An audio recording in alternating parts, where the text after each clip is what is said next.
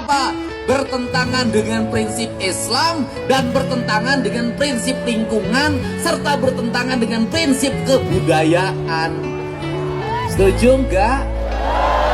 Sawah-sawahnya ditata dengan baik. Nanti saya bikin alokasi jalan menuju sawah, jalan menuju laut. Nanti dikasih garis kanan kirinya. Jembatan-jembatannya dibikin melengkung. Maka saya kasih contoh di Lembur Pakuan. Itu prototipe desa-desa di Indramayu ke depan.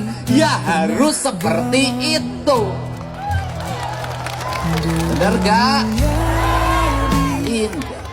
Kantor puskesmasnya indah, kantor rumah sakitnya indah, kantor desanya indah, kantor kecamatannya indah, kantor kabupatennya indah. Hamparan Indramayu ini adalah hamparan keindahan, laksana surga yang diturunkan ke tanah ini. Itu cita-cita saya.